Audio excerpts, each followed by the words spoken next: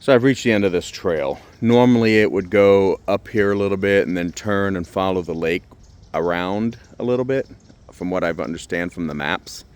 I've never been here before, so I'm not 100% sure how that works, but the map I saw showed it going off to the right and just kind of following the lake. And that's where you see most of the alligators. As you can see, it's closed. I think the Hurricane Helene, whatever it was, that swept through here was very destructive, and they are still recovering. So, still got my handy dandy camera on the handy dandy tripod, and we are going to handy dandy walk back towards the front and see what we see. There wasn't a whole lot to take pictures of over here. I did see an armadillo. Got a little video of him, might upload it as a short, haven't decided. Got some people. How's it going? Trail's closed. Yeah.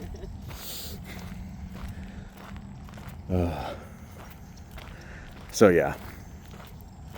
Yeah, there's the armadillo still. Let's see if we can get a little closer. There we go. He's just living his best life. Raking through the mud, trying to find whatever it is armadillos eat. Alright, so I came around the long trail. We're gonna go this way because I did not do this the other day when I came in, trying to avoid this mud. But as you can see, it is a designated trail. I did talk to one of the ranger guys out here, and he said they really do come down on you if you leave the trail. So, but this is pretty enough. I don't know if you can see these people up ahead, almost straight ahead from the center of the camera. We'll be headed that way. I may or may not decide to stop and take some photos. I have a lot of photos of the trees though, so unless I see something beautiful, I'm not entirely sure I'm gonna stop. I got Spanish moss, I have, you know, the vines on the trees, I have the trees. So we'll see what happens. And if it's super shaky, that's because I'm walking on uneven ground.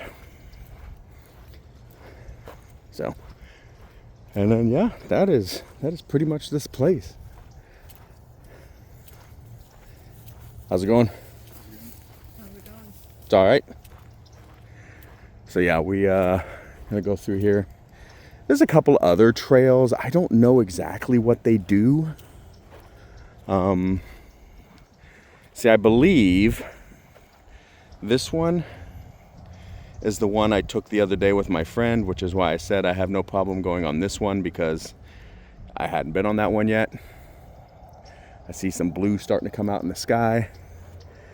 But yeah, this is nice. Get these old oak trees and the Spanish moss, and it's just got that old southern jungle feel to it. And again, sorry for all the shakiness, but this is handheld. This apparently is supposed to be a bridge. Looks like it may have gotten moved by floodwaters. So we're not going to try going across that. We're just going to walk across this and hope that doesn't get us arrested.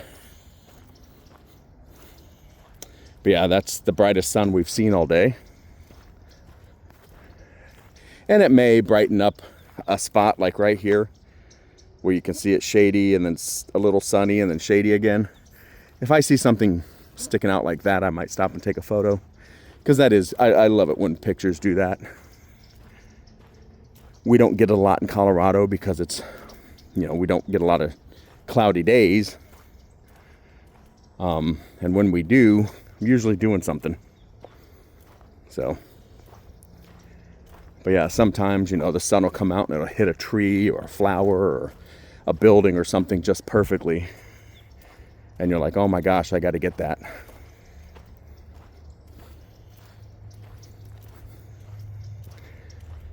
I was texting with a friend of mine in Colorado. She went to a mechanic. He told her she needed a catalytic converter She didn't want to believe him.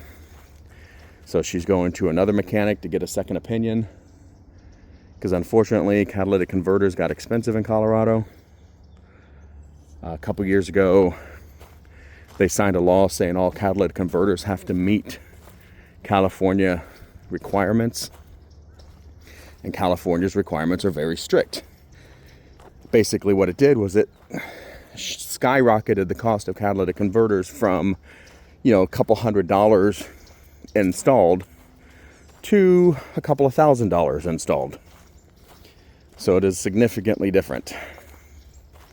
So if you have a catalytic converter go out in Colorado, it is frustrating, to say the least, and expensive. Her van's barely 7 years old, 8 years old.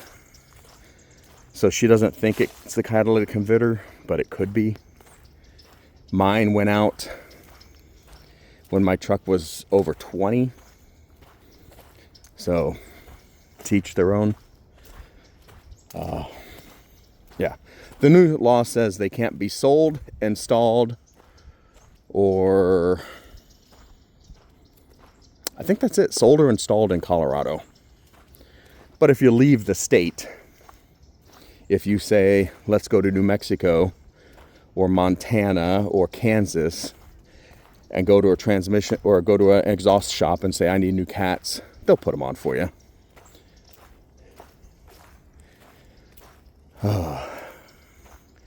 So yeah.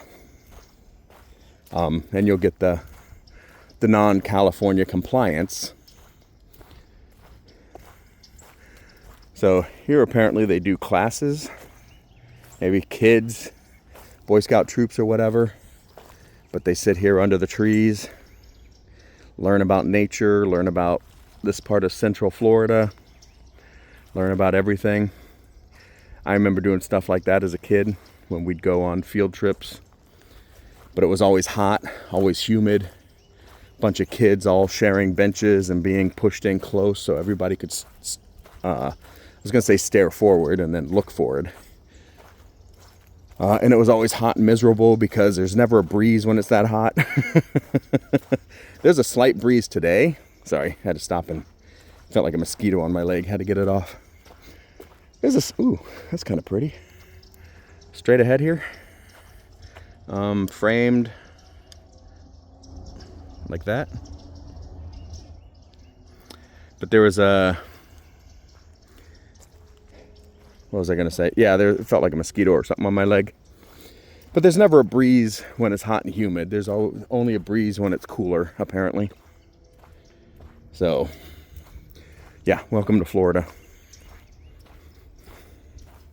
I don't know how the modern kids do it because they're so used to being inside and on AC all the time. When we were kids, we grew up less than privileged. So we did not have the AC ever. That was one of those things that my mom never turned on because it cost too much money. So we lived with box fans and standing fans, and we didn't even have ceiling fans because we grew up in houses nobody owned. Well, I'm sure somebody owned them, but it wasn't us. So yeah, you got a box fan facing your bed, you got a box fan facing your bed, and just kind of like that. But right now there's I don't know if the microphone's picking it up, but there's a nice little breeze. You could probably see the grass blowing there a little bit, some leaves, maybe some of the Spanish moss blowing. Oh, that's a pretty shot too. Framed, kind of like that. You know what? I may stop and take some photos. So, yeah, you can see the breeze really blowing through right now. So, yeah. Anywho, and some blue sky coming out, you can tell. Let me go ahead and get some photos in before I leave because this trail will take me back to the parking lot I'm in. And I've walked all the way around all the trails here, so I don't know if there's anything else to see. All right, so thanks for coming along. Sorry you had to listen to me ramble about stuff that doesn't matter. But hope you enjoyed the little tour of what Florida once was before everybody came in and started building strip malls.